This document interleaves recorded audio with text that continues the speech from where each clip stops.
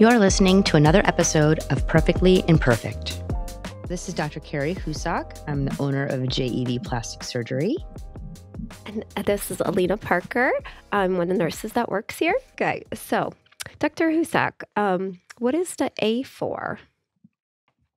The A in your name. in my name? Yes. It's for Anne. It is my middle name. It's also my confirmation name, which is really rude of my parents. So if you're Catholic, you'll understand. If you're not, you won't. But it's my mother's name. So I was born Carrie Ann Houssock, but then when I went to confirmation, you're supposed to get a confirmation name. And my parents didn't give me a second name. So if you are a typical Catholic, you'd be Carrie Ann something Houssock. But instead I am Carrie Ann Houssock. I don't think I've ever told anybody that. That's great. Now we know. Yeah. All right. So you grew up in a small town. Where was that? It was in Sweet Valley, Pennsylvania. Not related to Sweet Valley High. Again, if you know, you know. And it's in northeastern part of the state of Pennsylvania, about 35 minutes from any big cities. So really rural. Didn't grow up on a dirt road, but knew a lot of people who did. How big was your graduating class? My graduating class had 150 people in it. The whole school was definitely less than 1,000. It was probably like 600 of us. What did you like about it? I didn't know anything different. So it felt wonderful to me. It was a small community where everybody knew everybody else. Literally, like your neighbor would be the plumber. My dad was the police officer. My mom worked at the grocery store. So like everybody knew everybody, which at the time felt very intimate. Probably looking back, it just felt very close knit. Like everybody was family. You couldn't get away with anything. Like everybody would know, which could have been bad, but I was a pretty good kid. The downside to it though, and I don't know if this was going to be your next question, was that everything was far away. Like you couldn't go anywhere without getting in a car. So like the whole concept of walking somewhere was impossible. When did you know you wanted to become a doctor? So it's interesting because it's an exact moment. So in 8th grade, I'm sorry, not 8th grade, when I was 8, eight. Wow. Yeah. Okay. I remember distinctly this moment. We had taken my grandmother to the doctor and we were sitting my mom had a station wagon and my dad was an EMT in addition to being a police officer because there's not a lot of like local healthcare if in emergencies. So my dad had a lot of certifications so he could take care of people in the town. And we had a first aid kit in the station wagon. And we were waiting for my grandmother to go to her doctor's appointment. And my brother and I are sitting in the back, like in the trunk part of the station wagon. And so I tore open the first aid kit and it had everything in it. I'll never forget. My dad had it perfectly organized. And I started just kind of like dressing my brother with like bandages, ace wraps and like Band-Aids. And I literally remember that moment being like, I think I want to be a doctor. This is cool. And I didn't have any doctors in the family. Just that little experience from my dad having a little bit of a certification. And so ever since then, and I would say I was about 8, I knew I wanted to be a doctor. Amazing. And what was medical school like for you? It was, I would say, like when you look back, you're supposed to say it was painful, but in the moment, I loved it. I learned so much. Medical school was basically 12 hours of studying a day. It would be about 4 to 8 hours of a lecture and then another 4 to 8 hours of studying after. And I was very regimented, so I didn't mind that schedule. I would always go to class, then go work out, and then spend the night studying. I think because I really loved medicine, it didn't feel painful. But looking back, it was really hard and it was really grueling. But I never look back at it and think like, God, I would never want to do this again. Like, quite frankly, I've said multiple times since I've graduated residency that I wish I could go back now, knowing the knowledge I do now and kind of retake those classes because I think they would just be that much more amazing because I would actually understand more of it. So then how did you end up in the DMV? So I was in medical school in Philadelphia, and then I did my general surgery residency also in Philadelphia. And while I was in my general surgery residency, about 2 years in, I did a rotation in plastic surgery and just fell in love with it. And so I did a research year at Penn during my residency in plastic surgery. And then the dreaded, but I guess amazing match happened. And when you match in residency, you get to rank the places that you would love to be going to. And you have had an interview there. And I was lucky enough to get an interview at Hopkins. And I remember this moment too, like it was literally yesterday. I remember coming from my interview at Hopkins and driving underneath if you know Hopkins, they have this like bridge and it says Johns Hopkins Hospital. And I remember driving under it and just being just in awe of the campus, never thinking in a million years I would get that residency. And there were 50 of us interviewing for 2 spots.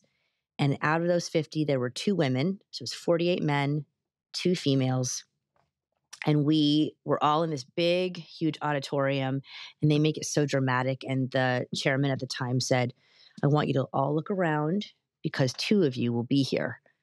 And no kidding you, like I was so Mhm. far out thinking that it would be me that I was just like, wow, I wonder who it'll be. Huh. Never thinking in a million years it was me. And then match day comes. And match day is fascinating. You've ranked where you want to be. You have no idea who's going to pick you. And it's like 9 a.m. on the dot, an email comes through across the nation. And you have to open that email and it tells you where you're going. And it's contracted. You don't get a choice. You're going. And it was 9 o'clock and there was no email. And I'm like, what's going on? 9:01, 9:02. Where's the email? Like, no matter what, like, you're supposed to get an email. Finally, it comes through. It was like 9:03. And those 3 minutes were probably the longest 3 minutes in my whole entire life. Oh my And that gosh. was it. And then I opened it and it was Johns Hopkins Hospital. So I ended up in residency here. And a few years in, got to know Dr. Vogel and then joined his practice. And the rest is history. So why did you keep the name JV? Those are Dr. Vogel's initials, correct? Yes. So Mhm. those are Dr. Vogel's initials. He originally had the practice name as his name. It was James E. Vogel, uh, MDPA. That was the name of the practice. And a lot of people ask, why didn't you change it? And I say I did. I changed it to JEV Plastic Surgery. It isn't his name anymore. It is the initials, but ultimately I believe that in 32 years of practice, he left a legacy. And when I decided to buy his practice and take on that legacy, I thought it would be a shame to lose that legacy completely. Do you remember meeting Dr. Vogel for the first time? I do. Yeah. So I was in residency and Dr. Vogel used to do these aesthetic meeting dinners for us. He would invite the upper classes to have this fancy dinner at the Maryland Club Maryland Club or the Center Club downtown. And he would do these meetings and we would have a topic and the residents would do some kind of presentation for him about cases and he would give opinions and whatnot. And so I met Dr. Vogel as part of my residency. And when I interviewed for the job, I actually didn't know it was him at first. So he had placed a job posting on the ASPS website, and all it said was Baltimore surgeon looking for partner, and I had no idea who it was. So I had applied to the job without even knowing it, and then found out later that it was him. And how long did you two work together? So since 2016, I would say, and then he retired at the very beginning of 2021. So we knew each other for about 5 years before I officially took over the reins. So after he retired in 2020, what was it like taking over the reins during COVID? Yeah, talk about timing. Right? So, Right? so it took us about a year for us to figure out exactly how that transition was going to happen. It's the worst side of owning your own practice and being in private practice is the business side, because we don't learn that in medical school. So it took us a while for us to come to an agreement. And when we did, the agreement was for him to spend a year plus, however long he wanted, really contractually, but he was going to spend that time as an employee. So in 2020, January 2020, we switched. I purchased the practice, and Dr. Vogel became an employee of the practice. And as we all know, 3 months later, we had to close for COVID. And obviously, there couldn't have been a worse time. I had just bought the practice. I was just learning how to be a business owner. I was terrified. I had a lot of loans for that business. And lo and behold, we made it. And we made it and actually just skyrocketed afterwards. So it all worked out fine. But in the moment, I said to myself, if I could get through a pandemic, having Mhm. just bought this practice, we're going to be just fine. and we have been. What do you like about Baltimore? What I love about Baltimore is it's kind of still a small city in kind of in a big shoe. What do I mean by that? Like there's a lot here. There's so much diversity here, but it's not so overwhelming that you can't really become a part of it. I think it's a small world here too. A lot of us who live here would say that, like, Mhm. everybody knows everybody, even though it's nowhere near the small town I came from. I do still feel like there is a small town feel to it. Um, I also just love that it has that variety. I feel like if you want to, you can go to like an amazing show. You can go down to DC if you want to. That being said, we're out in the county, so you have farmlands out here, and it's quieter. And really, it started to feel like home pretty quickly. Alina, what got you interested in becoming a part of an aesthetic practice? The reason I joined an aesthetic practice, I would say, is because I just really love that one-on-one interaction with the patients that I get. I feel like we get to know the patients from the beginning of their journey towards their recovery, and when I see them for when they come back for their follow-ups. So we build a little relationship there, and so I really love that. Yeah, we definitely do. They Yeah, become part of our family. yeah. For sure. You do a few things here at the practice. One of them, of course, is that you're our recovery nurse. What do you think it is about you that sets you apart, that makes you so good at it? Because you are. You're very good at it. Thank you. Let's see. So, I it's so funny because nobody remembers me. I'm always like, "Oh," so when they come back for the follow-up appointment, I'm like, "I'm Alina, I was your recovery nurse," and everyone looks at me like, "Who are you?" But, I really enjoy it. I, make safety my priority with every patient. So, and I know they're very vulnerable at that moment, and I really, just try to make them comfortable and safe, and I love that they, wake up to me, And they they do. wake up to my face, so They I like do. yeah. They really do. And it's funny because I tell you guys this every time that a patient says this, but when I call every patient at night after surgery. Mhm. And 9 times out of 10, the first thing they say before I can even ask how they're doing is how wonderful the staff was today. They'll say, "Listen, I just have to let you know your staff is wonderful." And they just always remember that. And I've said this before, and this is really the truth. They may not remember your face, but they Mhm. do remember how you make them feel. Yeah. They really do. And that is so valuable, because the last thing they remember before they get into the car and they Mhm. go home is that feeling. Mhm. And again, we talk about vulnerability, pain that they might be having at Mhm. that Right. point. They're Right. coming out of anesthesia, and their thought is how great they were feeling in that moment. That, and I'll tell you, every one of us has a very important job, but Mhm. I think that job that you have and the fact that you make them feel that way is one of the most important jobs that we have. Mhm. And I love hearing that. I love hearing when the patients come home that, they felt they had a really nice experience with us. Yeah, they remember. Mhm. So, I mean, and it's just comes natural to you, which I think is so Mhm. great. I think it's part of your motherly love that you have. Mhm. You're just a very loving person, and I think it just comes through, and they Mhm. can pick up on that. What do you do outside the office? I spend most of my time chasing my almost 2-year-old. Mhm. Before him, I really, really enjoyed fitness, and my husband and I spent a lot of time doing that. Now, I would say that has taken kind of a minimal role, and I get my workout in as much as I can on a daily basis. But most of our time is spent focused on our little buddy and giving him that time. Since we both work full time, we're both professionals. He is in daycare when we are not with him, and so when I'm not here, I'm with him. Alina, what do you do on your free time? Why did I knew you were gonna ask me. Okay, so let's see. What do I do in my free time? I let's see. I have 2 little kids. I also have a little farm. So I have chickens, goats, a bunny, dogs, cats. Still working on a cow.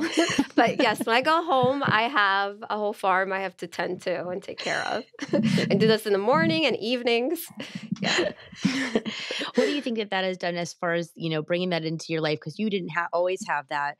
What do you think that does for like the kids and for you? And like, what does it add to the family having that responsibility? Oh my gosh, it's amazing. So I feel like it just makes you appreciate like the little simple things in life. Like it just makes you, I don't know, appreciate life more. The kids learn a little responsibility with helping me with some of the chores. You get to you get to spend time outside way more. Yeah, even like You know. life. I remember when Yeah. you had lost the chickens, or you had lost one of the goats at one point, and the your young ones had to learn almost pretty Mhm. quickly what it's like and why, Yeah. and so it's like almost like life lessons you can get Yeah, from that. it's definitely a life lesson. We did have some great losses, and they had to learn through that. And we talked about things that opened up different conversations during that time too. Yeah, it's amazing. Just another side of you that have that loving kind of nature. So, why are you doing this podcast? You're always trying to figure out a way to speak to your patients in a way that they get to really know you. And we do social media a lot. You and I do it a lot. Hmm. And we are pretty honest on there, and we don't sugarcoat a whole lot. And we also are pretty organic, I would say, meaning that whenever we post, it's coming from the heart and it's not Hmm. pre-planned and fake. And so we do, I think, a good job with that on Instagram. But I think this is just another opportunity for patients to meet all of us. Yeah. Um, and I think that really means something.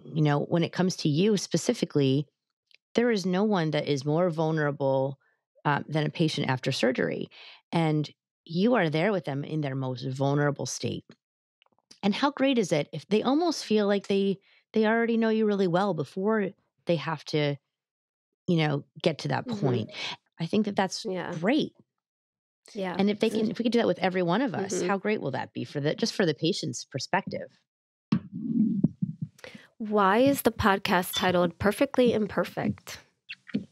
I think there's this misperception that plastic surgery is kind of the antithesis of self-love. And I really, really want patients and even families of patients, or just anybody who's thinking about something in plastic surgery, to know that it's not that at all. It's just a way of us being able to be part of a journey where you can feel comfortable in your own skin. We're not trying to make you perfect. There's no such thing. I can't make anyone perfect. And so we named it Perfectly Imperfect to say that we're just trying to be a part of your journey. And we want you to know what that journey really looks like. We want to let patients know what it's really like, and that your perception shouldn't be that you're going to come out of this having zero flaws. Flaws are beautiful. And our job as I guess your portion of this journey where you've decided to do something for yourself should just be looked at as a way to just fine tune those things that make you perfectly imperfect. What do you want the audience to take away from the podcast?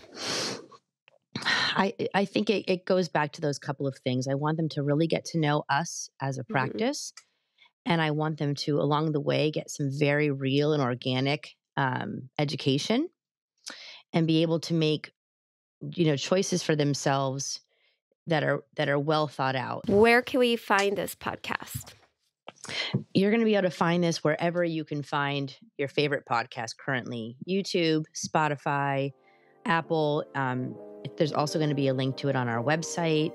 We will be posting clips and whatnot on our social media, so it's going to be hard not to find.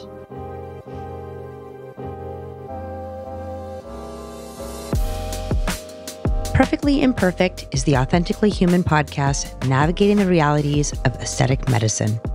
JEV Plastic Surgery is located in Owings Mills, Maryland. To learn more about us, go to jevplasticsurgery.com or follow us on Instagram at Carrie Houssock, spelled DrCareHoussock, or just look in the show notes for links. If you enjoyed this episode, please share it and subscribe to Perfectly Imperfect on YouTube, Apple Podcasts, Spotify, or wherever you like to listen to podcasts.